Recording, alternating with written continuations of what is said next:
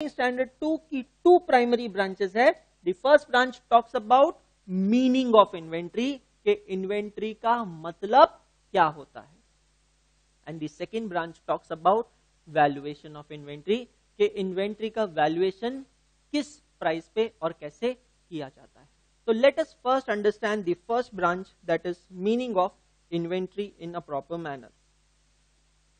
Inventory means and includes three things. Inventory means and includes three things. First, goods HFS. What do you mean by this word HFS? This word HFS means held for sale. Goods held for sale in the ordinary course of business. वो goods जो आप अपने business में hold करते हो, purchase करके रखते हो. क्यों? क्योंकि आपको उसे बेचना है. Let us take an example, a small example of a restaurant.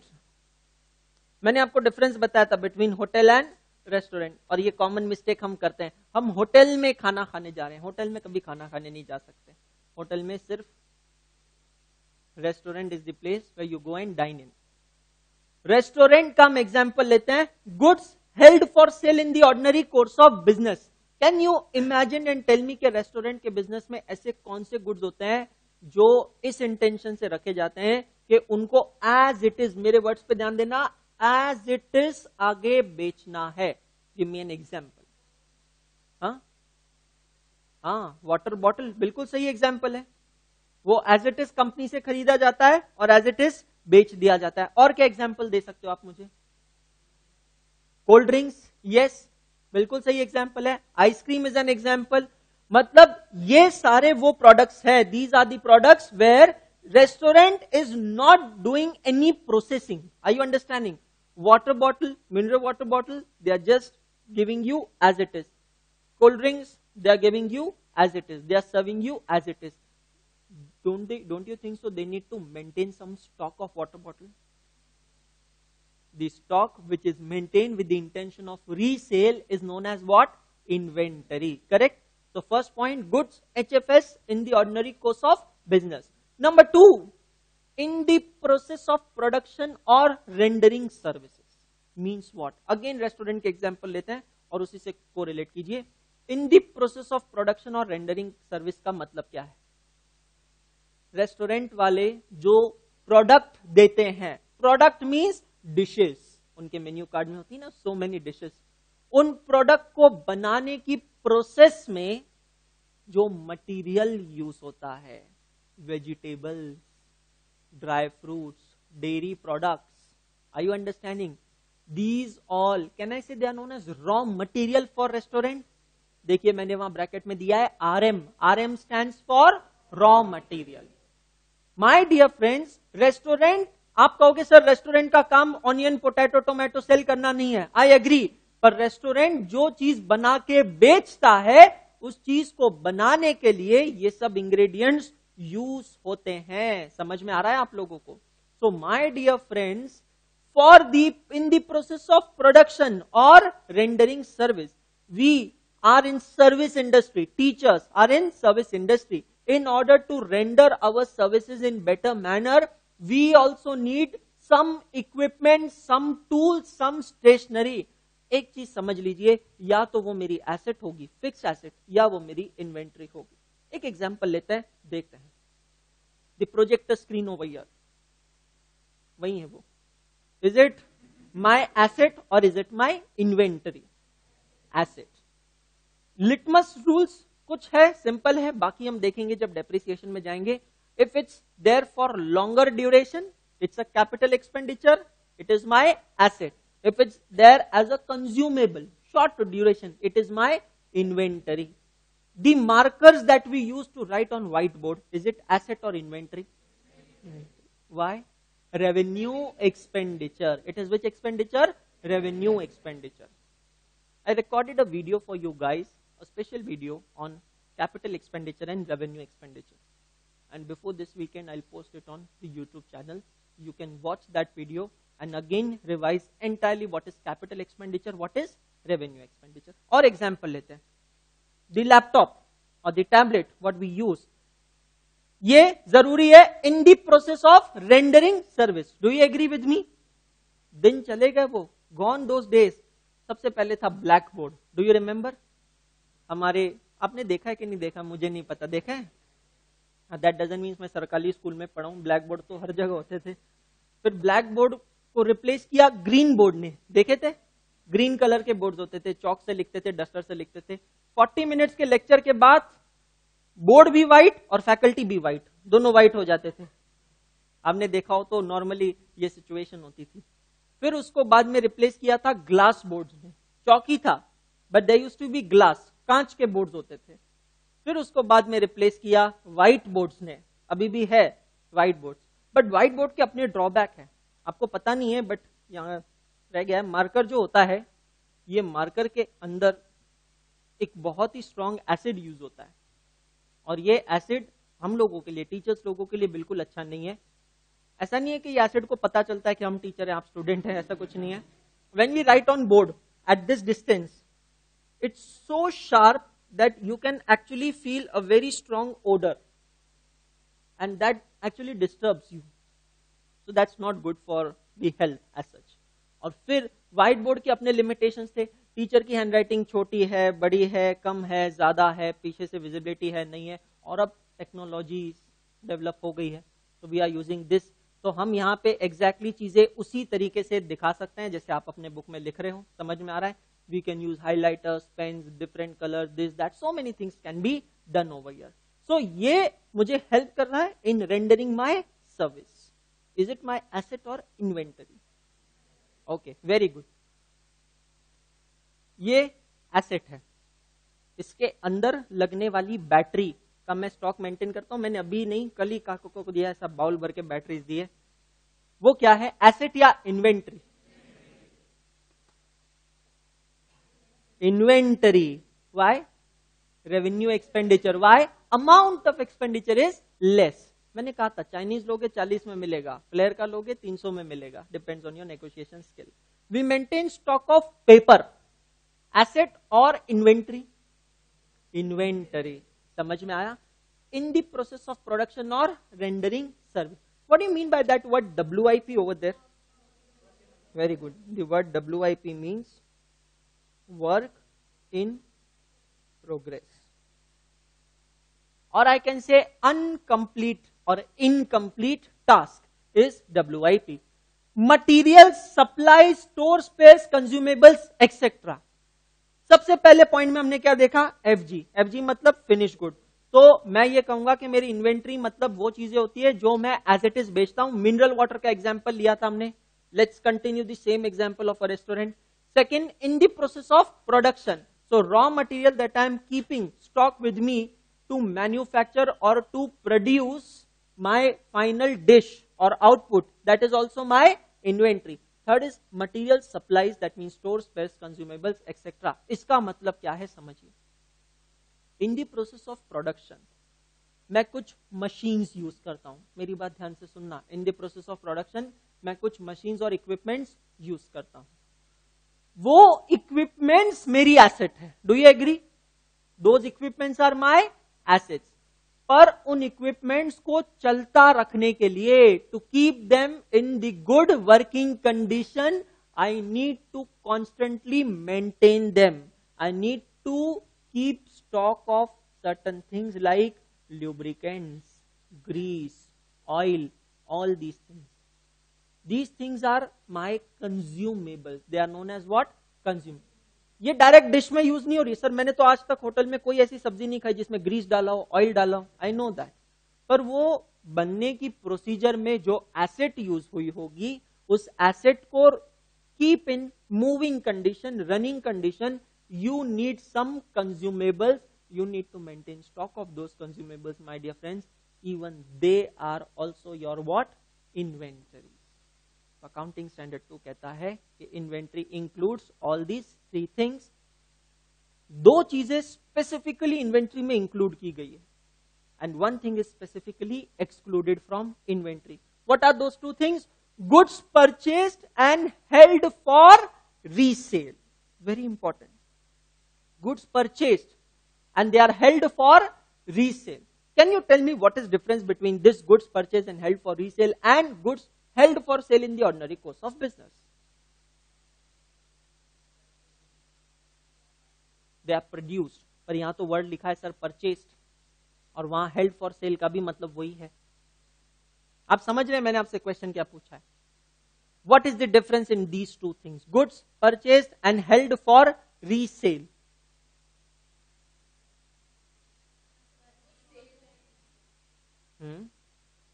That is an ordinary sale. Understand carefully. That's an ordinary sale. Here I can say it means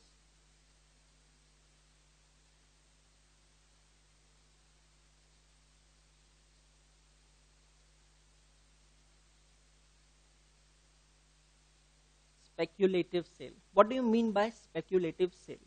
अगर मैं मारवाड़ी गुजराती लैंग्वेज में कहूं, स्पेक्यूलेटिव का मतलब होता है तेजी मंदी. क्या मतलब होता है? तेजी मंदी. मीनिंग एक्सप्लेन करता हूं, don't worry. There are people who are doing in the business, who are doing business in the market, that whenever prices of something falls down, they buy those goods and they stock it with them and they hold it. Goods purchased and held. They hold it till the time prices of those goods increases. और जैसे ही price increase हो जाती है, वो market में उसे लाके बेच देते हैं. इसे कहते हैं स्पेक्यूलेटिव सेल. स्पेक्यूलेटिव एक नॉर्मल इंग्लिश वर्ड है. स्पेक्यूलेटिव का मतलब होता है प्रेडिक्टिव. क्या मतलब होता है? प्रेडिक्टिव. जाइए रजिस्टर का लास्ट पेज. क्या करते हैं हम हमेशा? Always last page of your register guys, please use for only and only one thing, new word, whatever I tell you, write down that word with its meaning. Speculative means what? Predictive. Okay, so it includes those goods as well. मतलब मेरा business वो नहीं है, पर फिर भी मैंने क्यों खरीदा है? क्योंकि मुझे उसमें कोई बिजनेस दिख रहा है, कोई सेल ट्रांजैक्शन उसमें दिख रहा है. They are held for resale. Intangible goods such as software. What do you mean by this word intangible? Which cannot be seen, which cannot be touched. It is known as intangible. वो होता है पर दिखता नहीं है. Intangible such as software. Now what is a software? एक बहुत बड़ा केस है इस पे इनकम टैक्स में कि सॉफ्टवेयर का मतलब क्या होता है. सॉफ्टवेयर का मतलब क्या होता है? क्या सॉफ्टवेयर का मतलब होता है अ सीडी? Listen carefully. क्या सॉफ्टवेयर का मतलब होता है अ सीडी, या सॉफ्टवेयर का मतलब होता है something loaded on that CD? CD is tangible, but something loaded on that CD is intangible. You can't take a CD and tell you, oh, देखो वो रहा software. You can't say like that. No, software is intangible. For a software company like TCS, Infosys, Tech Mahindra, all these companies, software is what? Inventory, because it is held for sale in the ordinary course of business. समझ में आ रहा है? आजकल आप देखिए technology advance so much, you don't need to necessary buy a CD for software. Software can be downloaded online also. समझ में आ रहा है? Excludes what? अब जैसा मैंने आपसे कहा था वो चीज ध्यान रखना. If anything is not in your inventory under AS2, it will be your asset under accounting standard 10. Any machinery tool और spares which can be used with the specific item of fixed asset or which is irregular in use, it is excluded from inventory. Sir इसका मतलब क्या है? समझिए, ध्यान दीजिएगा. I have suppose 5 machines with me. 1, 2, 3, 4, 5. There are 5 different types of machines. In order to keep these machines in going condition, I need to maintain some tools with me. आपने देखा होगा ना, जनरल टूल्स होते हैं, screw drivers and all those general tools. Those tools can be used on machine 1 also, 2 also, 3 also, 4 also, 5 also.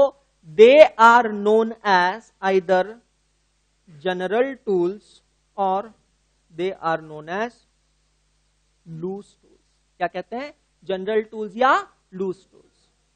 General tools या loose tools जो किसी भी मशीन के साथ यूज किए जा सकते हैं, वो मेरी इन्वेंट्री होती है. पर ऐसे कुछ टूल्स होते हैं जिनको हम कहते हैं specific tools. What they are known as specific tools means what? Friends, it can be used only with machine number 1 or only with machine 2 or only few machines and which is irregular in use. ज्यादा use में नहीं आते हैं, उससे कहते हैं specific tools. Specific tools अगर कोई होता है तो वो मेरे इन्वेंट्री में नहीं आता है. Friends, as per AS2 specific tools are considered as fixed assets and they are dealt with accounting standard 10. But जो जनरल टूल्स होते हैं या लूज टूल्स होते हैं they are governed by accounting standard 2. समझ में आ रहा है सभी को? Clear? So this complete the first branch, meaning of inventory. समझ में आया सभी को? What is meaning of inventory? Quickly, it includes 3 things: goods HFS in the ordinary course of business, in the process of production or rendering service. Come on, speak up. And materials, space, supplies, store space, consumables, etc. Inventory includes 2 things. Which 2 things? Goods purchased and held for resale and intangible goods such as software. It excludes 1 thing. What that 1 thing? Machinery, tools or space which can be used only in connection with a specific item of fixed asset and which is irregular in use. समझ में आया? Now we'll move to the second branch, another branch that is valuation of inventory. So I hope अब broadly आपको समझ में आ रहा होगा कि accounting standard 2 है क्या. 2 चीजों के बारे में है. फर्स्ट चीज हमने देखी है meaning of inventory. सेकेंड हम देख रहे हैं valuation of inventory. The valuation principle of AS2 states that inventory should always be valued at lower of. ये वर्ड यहां दिया है lower of. ये lower of यहां पे क्यों दिया है? Come here and write over here conservatism or prudence. Conservatism और prudence. क्या कहता है prudence? Prudence कहता है that anticipated losses and expenses should be accounted, but anticipated gains should not be accounted. Inventory should be valued at lower of cost or net realizable value. 2 नए parameters जो अब हमें समझने हैं. First is cost, another is net realizable value. ये 2 terms अब हमें समझना है, फिर तो स्टैंडर्ड ही खत्म हो जाएगा. पहले समझते हैं net realizable value. What do you mean by net realizable value? तो इसको समझने के लिए मैं आपको यहां बताता हूं. Net realizable value for trader, net realizable value means selling price of a product. What I said? For a trader, net realizable value means what? Selling price of a product. For manufacturer,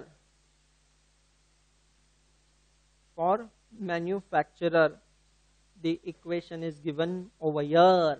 For manufacturer, how do you calculate the net realizable value? It is equal to estimated selling price minus estimated cost of completion. अगर वो incomplete है तो उसे complete करने में कितना cost incur होगा, minus estimated selling expenses. समझ में आया?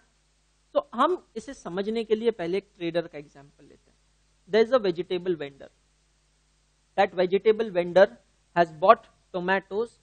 yesterday he bought tomatoes at 10 rupees a kg. Now, my dear friends, today at the end of the day, he is having some stock of tomatoes with him. Now, at the end of the day, he got to know that market price has further fell down and tomatoes market price has become just 8 rupees a kg. What was his cost today morning when he bought? 10 rupees. But now, if he sells, what is the market price? 8 rupees. The stock of unsold tomatoes with him, which is his closing stock, इसका वो valuation करेगा. Do you agree with me? Valuation किस price पे होगा? Valuation will happen at which price? Valuation 10 पे होगा या 8 पे होगा?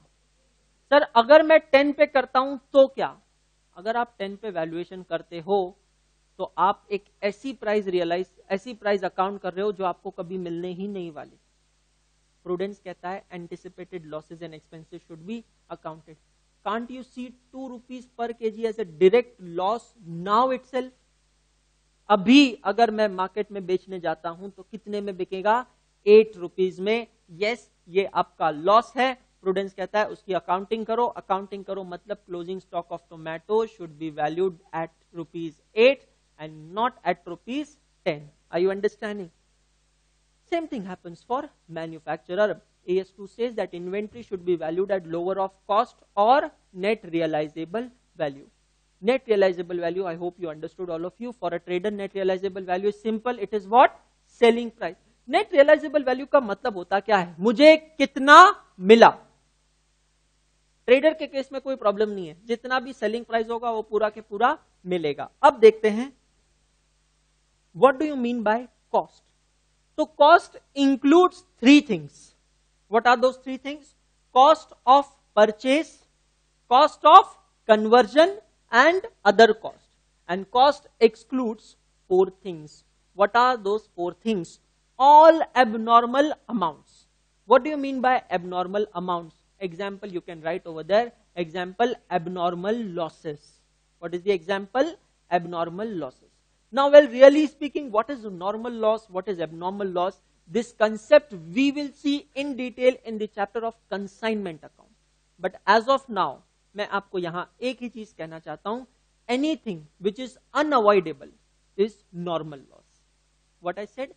Anything which is unavoidable is normal loss. Anything which is avoidable और controllable फिर भी होता है तो वो कौन सा लॉस होता है? एबनॉर्मल लॉस होता है। तो आपकी क्लास यहाँ है, यहाँ से आप घर रहते हैं, जहां पे भी आपका घर है, तो आपके पेरेंट्स को पता है कि 15 मिनट्स का टाइम लगेगा। ये क्या है? नॉर्मल है। आप 15 मिनट्स मतलब स्टैंडर्ड डेविएशन के साथ you should reach home in 20 minutes. But अगर आप घर 2 घंटे बाद पहुंचते हैं तो इमीडिएटली क्वेश्चन आएगा, कहां पे थे, किसके साथ थे, क्या कर रहे थे? Because there is some abnormality in this. समझ में आ रहा है? सो एबनॉर्मल का मतलब क्या होता है? Controllable, avoidable. और नॉर्मल का मतलब क्या होता है? अनअवॉइडेबल। समझ में आ रहा है आपको? So my dear friends, cost of inventory doesn't include any abnormal items like abnormal losses. It doesn't include storage cost. Storage cost means godown rent, warehouse rent. ये सब cost में include नहीं होता है. It doesn't include admin overheads. OH stands for overheads, and it doesn't include selling and distribution overheads. अब ये overheads क्या होता है? What is this overheads? तो एक बार क्विकली रिवाइज करते हैं। कल हमने डिस्कस किया था, आपने लिखा भी था आपके पास last lecture. What is overheads? Come to the cost matrix.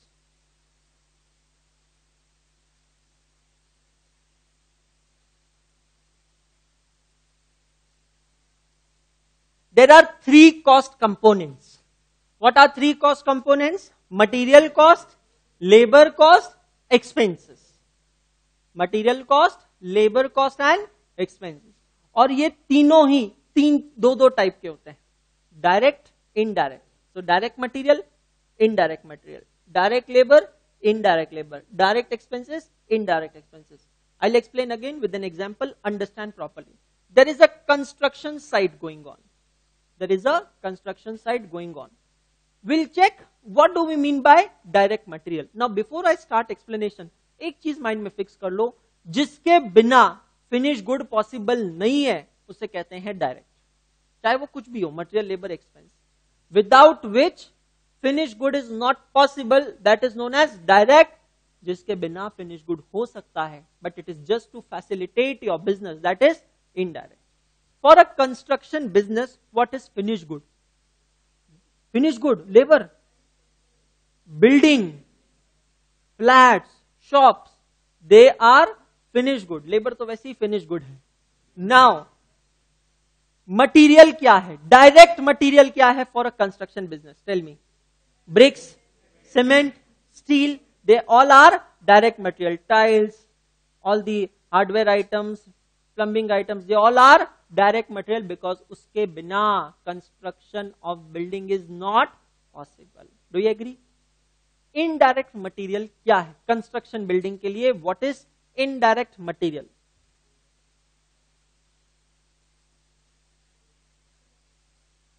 Electricity? हाँ, नहीं, indirect material for a construction business, what is indirect material? Tell me. Material consume हो रहा है, एजेंट? अरे सर, एजेंट तो इंसान है, मैं मटेरियल की बात कर रहा हूं। सोचो सोचो, कोई बात नहीं। Failure is the first step of success sir, no problem. और गलती उसी से होती है जो सोचता है। यहां देखो, ये चारों तो सोचते ही नहीं है, बोलते ही नहीं है। Indirect material for construction business क्या होता है? सोचो, मटेरियल कॉस्ट है पर इनडायरेक्ट कॉस्ट है। हाँ, वाटर का पीने वाला या कौन सा वाला? उसके बिना कंस्ट्रक्शन पॉसिबल नहीं है। उसको टेक्निकली कहते हैं प्रोसेस ऑफ क्यूरिंग, CURING। आपने देखा होगा कभी भी सीमेंट का प्लास्टर होता है तो उस पर वाटर स्प्रिंकल करना होता है, करेक्ट? क्योंकि जितना उसे पानी दिया जाता है ना, उतना वो स्ट्रांग होता है। Technically it is known as the process of curing. तो वो डायरेक्ट मटेरियल में आएगा। सोचो, ये जो बिल्डिंग्स बनती है उनका एक सेल्स ऑफिस होता है, देखा है? एक सैंपल फ्लैट होता है, सैंपल फ्लैट होता है जहां लोग जाके देखते हैं, हाँ यहां पे बेडरूम होगा, यहां पे ये होगा, ऐसा होगा। सैंपल फ्लैट में जो मटेरियल रखा है, सोफा, टीवी, ये सब मटेरियल है। कौन सा मटेरियल है? Indirect material. दे प्रिंट ब्रोशर्स, अलग अलग डिजाइन के ब्रोशर्स बनाते हैं। आप देखिए, बहुत एक्सपेंस करते हैं ये कंस्ट्रक्शन वाले इन ब्रोशर्स पे। ये मटेरियल नहीं है? यस। कौन सा मटेरियल है? Indirect material. बिना ब्रोशर के बिल्डिंग नहीं बिकेगी, बिल्कुल बिक सकती है, पर ये सिर्फ क्या करता है? फैसिलिटेट करता है। जैसा आपने कहा है, एडवर्टाइजमेंट मटेरियल एक्ट करता है। ये कौन सा मटेरियल हो गया? Indirect material. Labour, direct labour कौन सी है कंस्ट्रक्शन के लिए? Correct, workers, labours, men, women, everyone, correct, who are directly engaged in the construction, they are direct labors. What is indirect labor? Machine, agents, yes, the sales staff. आप देखिए, जो building बना रहा है वो इतना स्मार्ट नहीं होगा, पर आप कभी उनके सेल्स ऑफिस में जाके देखो, beautiful girls and handsome guys are standing over there. और आप जब अंदर जाते हो, पहले बार एक वॉचमैन सलाम करता है, वो वॉचमैन लेबर। कौन सा लेबर? Indirect labour. अंदर जाते हो और फिर yes ma'am, yes sir, how can we help you, आइए आइए, बकरा आ गया, ऐसे हलाल करते हैं, आओ आओ आओ आओ, और फिर आपको ले जाते हैं और बैठाते हैं। आप देखना कभी ये लोग किस तरीके से आपको अट्रैक्ट करते हैं। ये नॉर्थ फेसिंग फ्लैट है। हमको क्या पता नॉर्थ में क्या होता है। मैं आपको ऑनेस्टली बता रहा हूं, कंस्ट्रक्शन का ऑडिट करने जाता था, एक आर्टिकलशिप का बहुत बड़ा पीरियड मैंने कंस्ट्रक्शन ऑडिट्स में निकाला है। स्पेशली लास्ट ईयर जब बहुत कुछ समझ में आने लगा था, टैक्स क्या होता है, इनकम एक्सपेंस सब क्या होता है, पूरा पिंपरी चिंचवड़ में निकला था वो area. Lot of construction audits I did. I used to sit and I used to see. लोग वहां आते थे सैंपल फ्लैट्स देखने, तो सबके मोबाइल में आजकल ये होता है ना कंपस, जो डायरेक्शन दिखाता है, तो सबके मोबाइल में होता है, तो वो आते ही वो चालू कर देते थे। अच्छा, ये ईस्ट फेसिंग फ्लैट है। अब आपको पता है 90% लोगों को पता भी नहीं है कौन सा डायरेक्शन सही होता है गलत होता है, but they pretend to show as if they know a lot, and in this process अज्ञानता का प्रदर्शन कर बैठते हैं अपने। अच्छा, अग्नि दिशा कौन सी है, वायु दिशा कौन सी है, ये कौन सी है, वो कौन सी है, वो लोग भी आपको बहुत इमेजिन कराता है। देखिए देखिए देखिए, यहां बालकनी में बिल्कुल फ्रेश हवा आती है, यहां आप बैठ के चाय पी सकते हैं। उसमें नई बात क्या बोली, हम तो वैसे ही पीने वाले हैं। अब देखिए, ये प्योरली मार्केटिंग वाले लोग होते हैं। ये देखिए कितना बढ़िया व्यू मिल रहा है, जैसे ये पहाड़ इसी ने बनाए हो, ये तो नेचुरली बने हुए हैं। देखा आपने, कभी गए हो किसी के यहाँ, जाना कभी कस्टमर बन के, तो आपको पता चलेगा। आप कुछ लेंगे ठंडा या गर्म? हाँ हाँ जरूर लेंगे, जो मंगाओगे ले लेंगे, नो प्रॉब्लम। और फिर आपको बैठ के एक्सप्लेन करेंगे, सर हमारे फ्लैट्स बिल्कुल वास्तु कंप्लायंट है, कोई वास्तव दोष नहीं है। जैसे फ्लैट में आती मिलियनर बन जाओगे आप, आ जाओ एक बार ये फ्लैट में, बहुत बढ़िया सर, हमने हैवेल्स के वायर यूज किए हैं, हमने इसके स्विचेस यूज किए हैं, हमने इसके सब हार्डवेयर यूज किए हैं, कजारिया की टाइल्स यूज की है, ये वो, इतना आपको मतलब ब्लफिंग किया जाएगा, इतना आपको बताया जाएगा। My dear friends, the point that comes is, ये पूरा जो लेबर है ये कौन सा लेबर है, डायरेक्ट या इनडायरेक्ट? एग्रीड। और फिर आते हैं एक्सपेंसेस में। अब एक्सपेंस मतलब मटेरियल नहीं, एक्सपेंस मतलब इंसान नहीं, एक्सपेंस मतलब एक्सपेंस, डायरेक्ट एक्सपेंस का एग्जांपल दीजिए आप। Transportation charges, very good. Sand bricks को लाने के लिए जो चार्जेस पे किया है, ट्रांसपोर्टेशन चार्जेस, रिया बोली, वेरी गुड। और क्या है? अरे सर, वेजेस फॉर लेबर कहां जाएगा? इलेक्ट्रिसिटी चार्जेस कहां के? कंस्ट्रक्शन साइट के। अब समझो, बहुत ही सेंसिटिव पॉइंट छेड़ दिया हमारे सर ने। इलेक्ट्रिसिटी चार्जेस कंस्ट्रक्शन साइट पे भी होगा, इलेक्ट्रिसिटी चार्जेस एडमिन ऑफिस में भी होगा, सेल्स ऑफिस में। सेल्स ऑफिस में जो इलेक्ट्रिसिटी कंज्यूम हो रही है वो है इनडायरेक्ट, और कंस्ट्रक्शन साइट पे जो हो रही है वो क्या है? डायरेक्ट। समझ में आ रहा है आप लोगों को? Are you understanding? So my dear friends, you paid for tea for the staff at construction site. Indirect और direct expense. Direct expense, tea expenses for the sales office. समझ में आया? अब ये सब डायरेक्ट डायरेक्ट डायरेक्ट एक साथ आते हैं तो बनता है prime cost, what it is known as prime cost. और इनडायरेक्ट मटेरियल, इनडायरेक्ट लेबर और इनडायरेक्ट एक्सपेंस जब आता है तो बनता है ओवरहेड्स, और ये दोनों जब साथ में आते हैं तो बनता है टोटल कॉस्ट। समझ में आया आपको? सो माय डियर फ्रेंड्स, ये जो ओवरहेड्स होते हैं दे आर फर्दर क्लासिफाइड। ये सब आपका इंटरमीडिएट का पेपर नंबर 3 है, कॉस्ट एंड मैनेजमेंट अकाउंटिंग, उसका पार्ट है, तो हमने वो स्टार्ट कर दिया प्रिंसिपली ऑलमोस्ट। यहाँ पे ओवरहेड्स जो होते हैं they are of 4 types. The first type of overhead is known as production overhead. What it is known as? Production overhead. Production overhead मतलब ओवरहेड्स रिलेटिंग टू प्रोडक्शन। दूसरा होता है administration overheads, overheads relating to administration. Administration का मतलब क्या होता है? To manage my business. Third one is known as selling overheads and fourth one is known as distribution overheads. तो overheads are of these 4 types. अब हम आते हैं वापस हमारे चार्ट पे और उसे देखते हैं। Admin overheads and selling and distribution overhead exclude हुआ है। समझ में आ रहा है? Can you see? Admin and selling and distribution is excluded.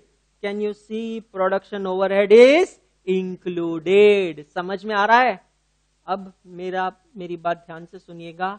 आपको मुझे एग्जाम्पल देना है प्रोडक्शन ओवरहेड का for any construction industry. Overhead का मतलब पता है सभी को? What is overhead? Indirect material, indirect labour, indirect expenses. Correct? मुझे आपको एग्जाम्पल देना है प्रोडक्शन ओवरहेड का, मतलब ऐसा इनडायरेक्ट मटेरियल, ऐसा इनडायरेक्ट लेबर या ऐसा इनडायरेक्ट एक्सपेंस जो कि यूज हो रहा है कंस्ट्रक्शन साइट पे।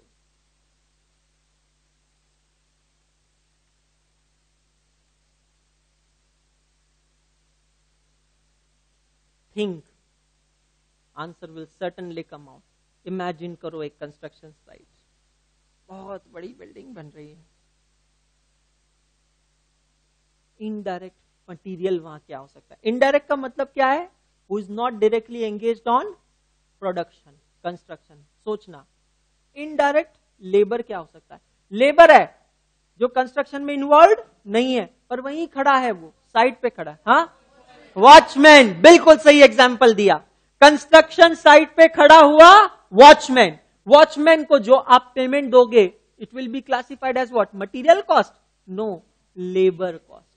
Now watchman on construction site, is he direct labour और इनडायरेक्ट लेबर? बिल्कुल इनडायरेक्ट लेबर है, पर इनडायरेक्ट लेबर है मतलब ओवरहेड है। अब वो ओवरहेड का पॉइंट ऑफ ऑकरेंस क्या है? It is taking place where? At the construction site. My dear friends, it is known as which overhead? Production overhead. समझ में आ रहा है आपको? कौन सा ओवरहेड कहलाएगा? Production overhead. कंस्ट्रक्शन साइट पे, सुनना, प्रोडक्शन ओवरहेड्स, मटेरियल का एग्जांपल दे रहा हूं। कंस्ट्रक्शन साइट पे लेबर्स के खाने के लिए कैंटीन बनाई है। कंस्ट्रक्शन साइट पे लेबर के खाने के लिए कैंटीन बनाई है। कैंटीन में वेजिटेबल्स लाए हैं। Material cost. डायरेक्ट नहीं सर, हमारी तो बिल्डिंग बनती नहीं है बिना मटेरियल के। No, indirect material. Point of occurrence क्या है? Construction site. It will be which overhead? Production overhead. वो ही वॉचमैन अगर कंस्ट्रक्शन साइट की जगह सेलिंग ऑफिस के बाहर खड़ा होता है तो वो नहीं, इनडायरेक्ट तो वैसे भी है, ओवरहेड ही है वो कौन सा ओवरहेड बन जाएगा वहां पे जाके? Selling and distribution overhead. समझ में आ रहा है आपको? तो इस लेवल तक आपको जाके सोचना होता है। अब हम आते हैं last branch. Cost includes three things. Cost of material includes three things. What are those three things? Let us see. सबसे पहले कॉस्ट में आता है cost of purchase, second is cost of conversion, and third one is other cost. Other cost means जो भी हमारा रह गया है, एवरीथिंग एल्स। सबसे पहले हम देखते हैं cost of conversion. What do you mean by cost of conversion?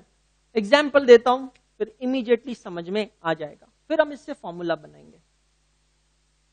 आजकल तो नहीं होता, it's an era of readymade garments where hardly, मुझे नहीं लगता आप में से तो कोई कभी भी टेलर के पास गया होगा and you alteration is different. I am talking about complete stitching. Boys तो 100% नहीं गए होंगे, बट आप कभी अपने ग्रैंडफादर्स के साथ बैठो, दादा नाना, and you talk to them, तो उनके जमाने में क्या होता था? They used to buy cloth. They used to buy cloth, shirt piece, pant piece, one piece, two piece, जो भी बाय करना है, they used to buy cloth. और वो क्लॉथ ले जाते थे किसके पास? टेलर के पास। और टेलर क्या लेता था? मेजरमेंट्स। और फिर टेलर वापस क्या देता था? स्टिच्ड, रेडीमेड नहीं madam, stitched cloth. Correct? Tailor क्या देता था? Stitched cloth. बस इसे कहते हैं conversion cost. Conversion cost means cost to convert raw cloth to stitched clothes is conversion cost. That means इसमें क्या इंक्लूड होता है? Labour cost. क्या इंक्लूड होता है? Labour cost. इसमें इंक्लूड क्या होता है? एक्सपेंसेस। तो अगर आपकी शर्ट है तो शर्ट को कॉलर के अंदर कुछ मटेरियल लगाना होता है, बटन्स लगाने होता है। ये बटन्स कौन यूज करता है? टेलर। टेलर जो भी पैसे लेता है, जो भी चार्जेस लेता है, उसमें किन किन चीजों का प्राइस इंक्लूड होता है? एक तो उसकी खुद की लेबर कॉस्ट, दूसरा डायरेक्ट एक्सपेंसेस। एक्सपेंसेस मतलब क्या? ये सब बटन्स है, काफ्स है, ये सब का जो कॉस्ट है वो इंक्लूड होता है। और तीसरा होता है पॉ, प्रोडक्शन ओवरहेड्स। पॉ, प्रोडक्शन ओवरहेड्स मतलब उसके कुछ एक्सपेंस होते होंगे जो इंकर होते होंगे, जैसे फॉर एग्जांपल शर्ट स्टिच करने के बाद वो उसे आयरनिंग करवाता है, इनडायरेक्ट एक्सपेंस है ironing. Do you agree with me? It is relating to stitching, therefore it is which overhead? Production overhead. समझ में आ रहा है आपको सभी को? ये सब आपसे क्या करता है? रिकवर करता है। So cost of conversion, can I say formula of cost of conversion can be direct labour plus direct expenses plus POH. समझ में आ रहा है? तो आइए यहां पे लिखिए, direct labour plus direct expenses plus POH. Direct labour plus direct expenses plus POH, production overheads. Clear all of you? Are you understanding? चलें आगे। अब हम आते हैं cost of purchase. What do you mean by cost of purchase? मैं यहां पे पहले एक डेफिनेशन लिखता हूं, उसके बाद कॉस्ट ऑफ परचेज आपको 2 मिनट में समझ में आएगा। आप भी मेरे साथ लिख सकते हैं। Cost of an inventory means and includes all the costs incurred to bring it to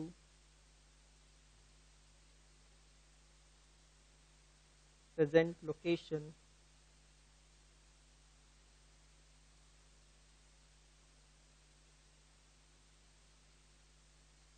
and saleable condition. Cost of an inventory means and includes all the costs incurred to bring an inventory to present location and saleable condition. इसका मतलब क्या है समझिए. Let's take example of a fruit vendor. A fruit vendor, he goes to the wholesale market and he buys apples. Listen carefully. He buys apple for 100 rupees a kg. Now, he buy other fruits also and he hire a tempo to bring all those fruits to his location, जहां पे उसे बेचना है. समझ में आ रहा है आपको? टेम्पो वाले को चार्जेस पे किए होंगे, वो भी उस कॉस्ट में क्या होंगे, ऐड होंगे. जब आप आगे बढ़ते हो तो आप देखिए काफी जगह आपको एंट्री टैक्स देना होता है, कैंटोनमेंट टैक्स देना होता है, ये भी कॉस्ट में क्या होगा, ऐड होगा. सो cost of purchase, all the non-refundable duties and taxes, it will be included. Freight inward means transportation charges, transit insurance. मेरी एप्पल्स को कुछ ना हो इसलिए मैंने एप्पल्स का लिया है इंश्योरेंस. ट्रांजिट इंश्योरेंस कहते हैं इसे. Transit insurance means what, which is valid from point A to point B. Once apples reach my place, my destination, the insurance will get over. Loading and unloading charges, I hire labor to load and unload the fruits and vegetables in the auto rickshaw, वो भी उस cost में add होगा. Any other direct expense, अगर मैंने वो fruits के लिए, काफी बार देखो मार्केट्स में होता है, आपको एजेंट को कमीशन देना पड़ता है, कोई मार्केट का सेस देना पड़ता है. Cess, CESS means charges, taxes होते हैं ये, तो ये सब भी कॉस्ट में ऐड होंगे. अब मैं क्या करता हूं, वो फ्रूट्स आ गए मेरे यहां, एप्पल आ गए यहां पे. अब मैं क्या करता हूं, वो एप्पल को बढ़िया शाइन करता हूं. I rub it and I shine it, और फिर उस पे स्टिकर लगाता हूं एक्सपोर्ट क्वालिटी, और एक थर्माकोल की प्लेट लेके 4 एप्पल्स उसमें अरेंज करके उसे जिलेटिन रैप कर देता हूं, और वो 100 रुपए की एप्पल पे स्टिकर लगा देता हूं 200 रुपए. I want to ask, what about the cost of this gelatin wrapper, the thermocol plate, the sticker? Will it not be added to the cost of apple? Yes, because definition मैंने क्या लिखी है, cost of inventory means and includes all the cost incurred to bring inventory to your present location, जहां पे आपको बेचना है. ना सिर्फ इतना, but to saleable condition, उसको बेचने लायक जो बनाना है. अल्फांसो मैंगो, हापुस आम का जब सीजन आता है, पेड़ के साथ डब्बे नहीं बनते हैं, वो बॉक्सेस जो होते हैं वो अलग से ये लोग खरीदते हैं. उसकी कॉस्ट किससे रिकवर करते हैं, हमसे रिकवर करते हैं. उनकी कॉस्ट में वो ऐड नहीं होगा, बिल्कुल होगा, बिकॉज सेलेबल कंडीशन. क्या वर्ड यूज हुआ है, saleable condition. My dear friends, कुछ प्रोडक्ट को बेचने के लिए उसको वैसी पैकेजिंग की जरूरत होती है जिसे टेक्निकली कहा जाता है प्राइमरी पैकेजिंग. डोमिनोज का पिज्जा, कभी ऐसा होता है आप गए, भैया पिज्जा दे दो, एक ऐसा आपको कह देते हैं ये लो पिज्जा, ऐसे. It needs to be packed in a carton box, that is which packaging, primary packaging. अब आप कहते हो can I get a carry bag, Maharashtra में तो बैन हो गया, मांगना मत. Can I get a carry bag, carry bag is also packing, but which packing, secondary packing. ये सब छोटी छोटी चीजें, पता है बहुत, आपको पता नहीं है, इस पे केसेस चल रहे हैं सुप्रीम कोर्ट में, हाई कोर्ट में, ये छोटी छोटी चीजों पे. जो आपको छोटा लग रहा है ना, एक्चुअली ये छोटा नहीं है, क्योंकि आपको एक एक्ट पढ़ना है, उसका नाम है एक्साइज एक्ट. एक्साइज का मतलब क्या होता है, not exercise, I am saying excise. Excise is tax on production. Excise is tax on production. तो सेंट्रल एक्साइज एक्ट के अंदर एक ही चीज को लेके ज्यादातर झगड़े होते हैं between the manufacturer and the excise officer. Excise officer कहता है ये मैन्युफैक्चरिंग है, लगाओ एक्साइज ड्यूटी। मैन्युफैक्चरर कहता है no no no, that is not manufacturing, मत लगाओ एक्साइज ड्यूटी। समझ रहा है? और डिफरेंस पता है क्या होता है? अगर एक्साइज ड्यूटी लग गई तो प्रोडक्ट की कॉस्ट बढ़ जाएगी, और प्रोडक्ट की कॉस्ट बढ़ गई तो प्रोडक्ट की सेलिंग प्राइस भी बढ़ानी पड़ेगी, नहीं तो मैन्युफैक्चरर का प्रॉफिट कम हो जाएगा।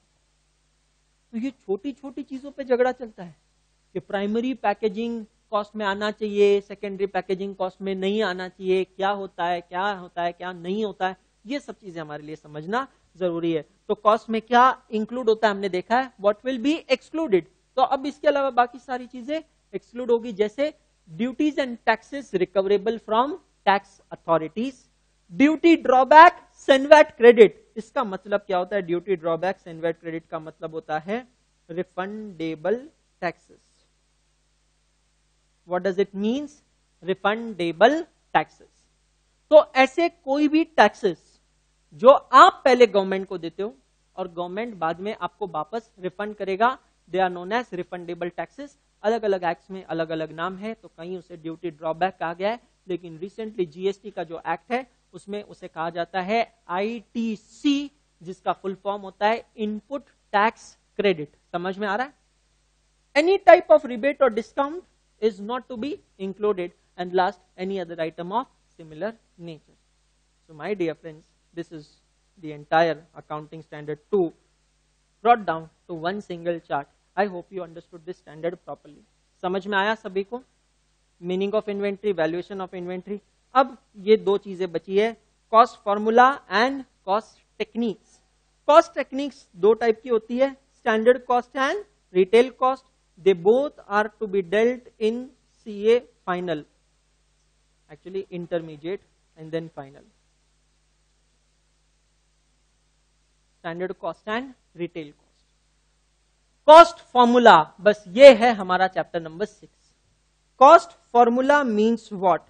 It means various methods to ascertain cost. Cost formula means various methods to ascertain cost. Cost formulas ये है allowed by AS2. What are these three cost formulas allowed by AS2? One is SIM, another is FIFO, third is WAM, that is weighted average method.